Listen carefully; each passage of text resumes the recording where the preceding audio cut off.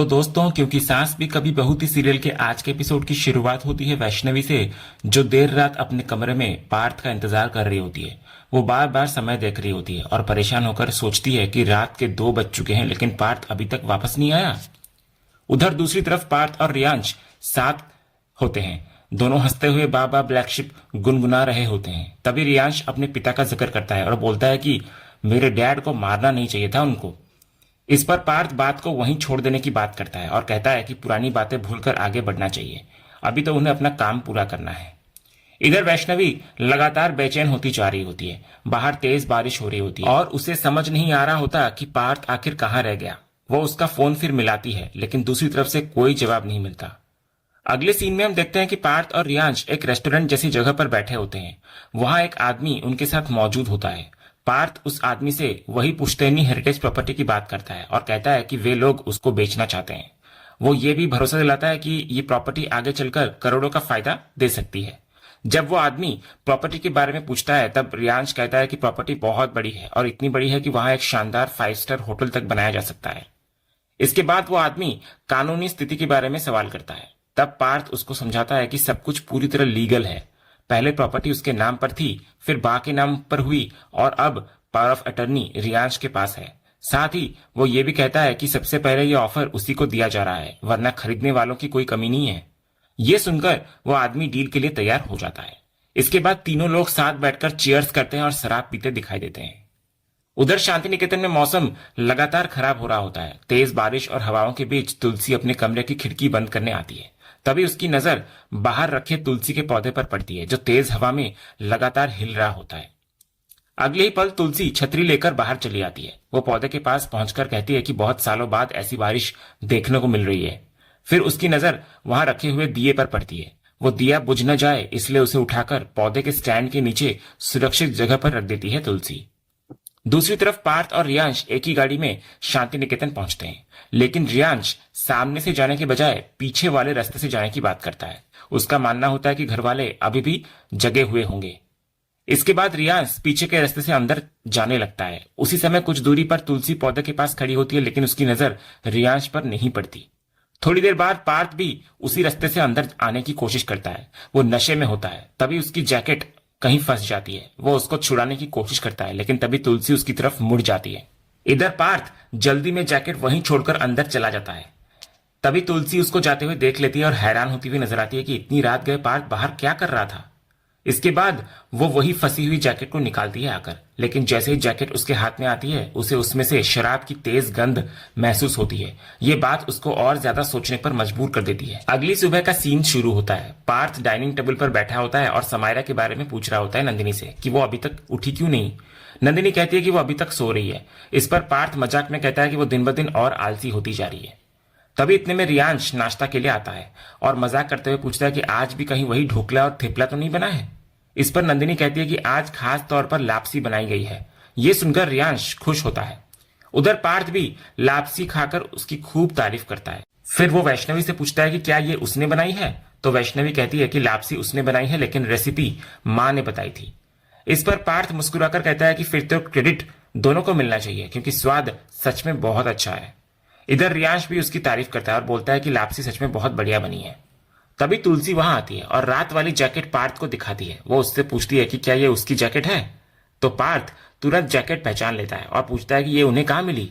तो तुलसी कहती है कि ये गार्डन में पड़ी मिली थी।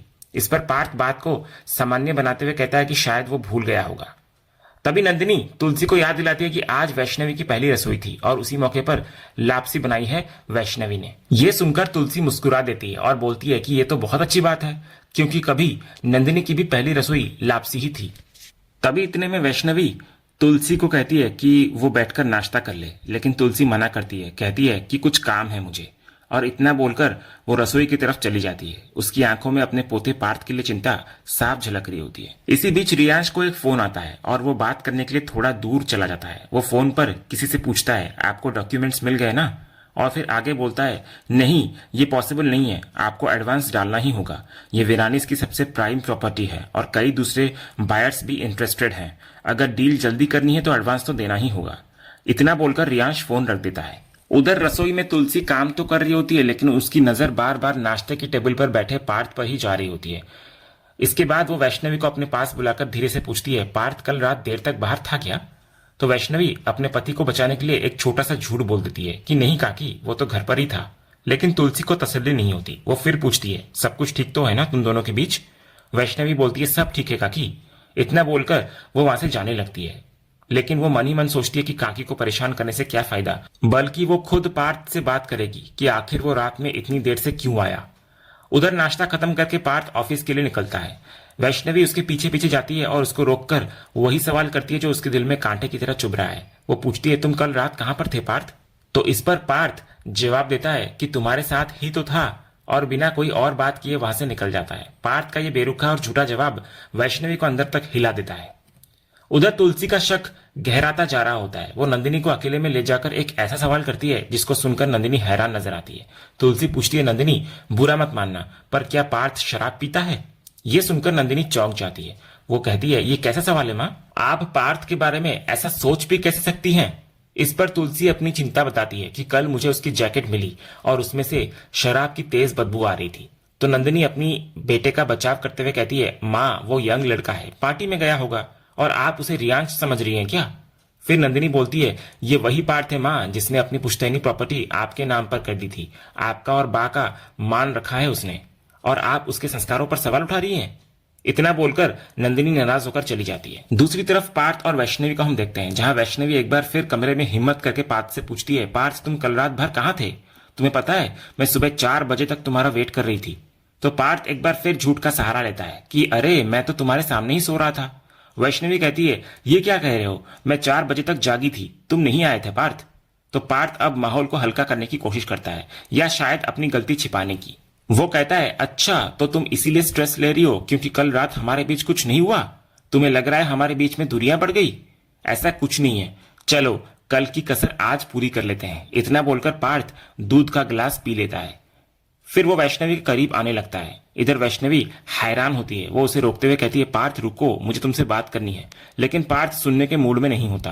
वो बोलता है, पति हूं मैं तुम्हारा, और जबरदस्ती उसके करीब आने की कोशिश करता है। जब पार्थ फिर भी नहीं मानता तो वैष्णवी खुद को छुड़ाकर दूर हो जाती है। लेकिन पार्थ गुस्से में उसका हाथ कसकर पकड़ लेता है। वैष्णवी दर्द से चिल्लाती है कि पार्थ छोड़ो, मुझे लग रहा है दर्द हो रही है। पार्थ की आंखों में अब प्यार नहीं बल्कि एक अजीब सी जिद होती है। वो बोलता है, तुमने मुझे मना किया?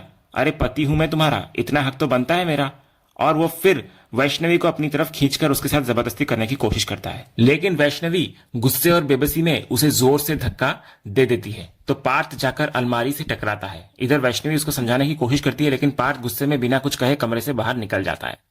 वैष्णवी उसके पीछे पीछे भागती है, माफी मांगती है, I am really sorry Parth, please रुक जाओ। लेकिन पार्थ नहीं रुकता। उसके बाद वैष्णवी खुद को कोसती है कि ये मैंने क्या कर दिया, वो मेरा पति है, मैंने उसे नाराज कर दिया। वो उसको फिर फोन लगाती है, लेकिन पार्थ फोन नहीं उठाता। तो बेचारी वैष्णवी अब परेशान होकर बोलती है कि वो अपने नाराज पति को कहां ढूंढे। इतना बोलकर वो बाहर की तरफ चली जाती है। अगले सीन में वैष्णवी पार्थ को ढूंढने निकलती है। वो एक ऑटो में होती है। तभी उसकी नजर सड़क किनारे खड़ी पार्थ की गाड़ी पर पड़ती है। वो फौरन ऑटो रोककर उतरती है। गाड़ी एक पॉश लाउंज के बाहर खड़ी होती है, इसका मतलब कि बार के बाहर। वैष्णवी का दिल डूबने लगता है। वो सोचती है, पार्थ गुस्से में इसी गाड़ी से निकला था, पर वो यहाँ इस बार में क्या कर रहा है?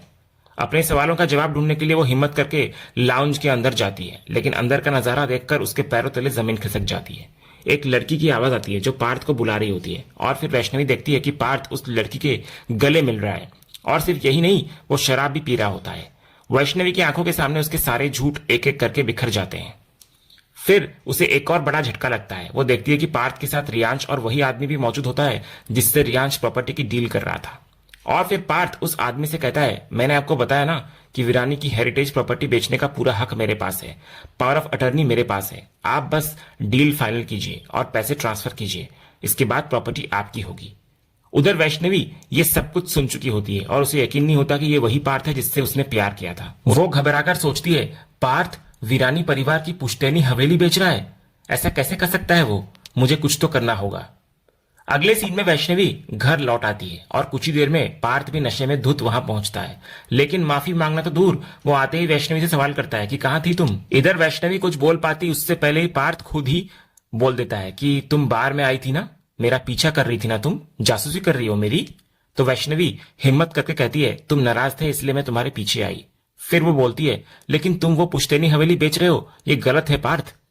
और बस वैष्णवी का इतना कहना था कि पार्थ का वो घिनौना असली चेहरा सामने आता है, जिसे आज तक किसी ने नहीं देखा था। उसका लहजा बदल जाता है और वो जहर उगलना शुरू करता है। वो कहता है, तू बताएगी मुझे कि सही क्या है और गलत क्या है, औकात क्या है तेरी। पार्थ के मुंह से निकले एक एक शब्द वैष्णवी के दिल को चीर रहे होते हैं। वो आगे बोलता है, एक अमेरिका रिटर्न लड़के से शादी हो गई है तेरी, और यही तेरी सबसे बड़ी अचीवमेंट है। और ये रोने धोने का नाटक मेरे सामने मत किया कर, अपनी लिमिट में रहे। फिर वो बोलता है, पत्नी बनाया तुझे, इस वीरानी खानदान की बहू बनाया मैंने तुझे, इस्तेमाल करने के लिए ही सही, और तेरी इतनी हिम्मत कि तू मुझे धक्का देगी। वैष्णवी की दुनिया जैसे हिल जाती है ये सब सुनकर। वो बस रोती रहती है और पार्थ जिल्लत की सारी हदें पार करता हुआ नजर आता है। वो आगे बोलता है कि आगे से सवाल जवाब मत करना मुझसे, अपनी हैसियत में रहे। शक्ल देखी है अपनी तूने, बहन जी कहीं की। फिर वो बोलता है, जब मैं अमेरिका में था ना, तो तुझ जैसों को नौकर भी नहीं रखता था, इसीलिए एहसान मान कि मैंने तुझे पत्नी बनाया। उधर घर के बाहर तुलसी का दिल बेचैन हो रहा होता है। वो ठाकुर जी से प्रार्थना कर रही होती है कि ठाकुर जी, न जाने क्यों ऐसा लग रहा है जैसे कुछ बहुत गलत हो रहा है। उसकी नजर तुलसी के पौधे पर टिकी होती है, जैसे वो कोई संकेत ढूंढ रही हो। और इधर कमरे में पार्थ का जुल्म जारी रहता है। वो वैष्णवी के आंसुओं का मजाक उड़ाते हुए कहता है, गलत लग रहा है तुझे तो जा, किसको कहेगी जाकर, मेरी माँ को या अपनी काकी को? जाकर बता दे। तुझे क्या लगता है मेरी माँ मुझसे ज्यादा एक कल की आई लड़की पर भरोसा कर लेगी? और तेरी काकी, वो भी मुझ पर ही यकीन करेगी, क्योंकि मैं इस घर का खून हूं। फिर वो बोलता है, तू फंस गई है वैष्णवी। इसके बाद वो बोलता है कि वीरानी खानदान के मर्दों के बारे में तो तूने सुना ही होगा ना। वो अंश वीरानी ने वो वाली गलती की और मिहिर दादू ने दूसरी गलती की। तो अगर तुम औरतें अगर बची हो ना, तो सिर्फ तुम्हारी वो काकी की वजह से बची हो। तो वो मुझसे ज्यादा तुझ पर भरोसा करेगी क्या? अरे एक लड़की जिसने एक दिन में 2 लड़के बदल दिए, कभी मैं तो कभी रियांश, तो क्या वो तुझ पर भरोसा करेगी? तो जाकर बोल दे जिसको बोलना है। ये सब सुनकर वैष्णवी की आंखों में आंसू बहने लगते हैं। वो कांपती हुई आवाज में कहती है कि उसने कभी सपने में भी सोचा नहीं था कि पार्थ उससे इतनी कठोर और अपमानजनक भाषा में बात करेगा। वो पूछती है, आखिर पार्थ को क्या हो गया है? लेकिन पार्थ उसके दर्द और आंसुओं की बिल्कुल परवाह नहीं करता। वो उसकी बातों को नाटक बताकर टाल देता है और फिर से कहता है कि अगर उसे किसी से शिकायत करनी है तो जाकर कर ले, उसे किसी बात का कोई डर नहीं है। ये सुनकर वैष्णवी बस उसको देखती रह जाती है। उसके सामने बैठा इंसान अब वो पार्थ नहीं लगता जिससे उसने प्यार किया था, बल्कि एक बिल्कुल अलग और खतरनाक चेहरा उसके सामने आ चुका होता है। और इसी दर्दनाक और चौंका देने वाले पल के साथ आज का ये एपिसोड यहीं पर खत्म होता है। तो दोस्तों, आपको आज के एपिसोड का कौन सा सीन सबसे ज्यादा पसंद आया, हमें कमेंट करके जरूर बताएं। अगर आप क्योंकि सास भी कभी बहू थी के फैन हैं और कोई भी अपडेट मिस नहीं करना चाहते, तो हमारे इस चैनल को सब्सक्राइब करना ना भूलें और बेल आइकन को भी जरूर दबाएं। हम मिलते हैं अगले एपिसोड के अपडेट के साथ। तब तक के लिए धन्यवाद।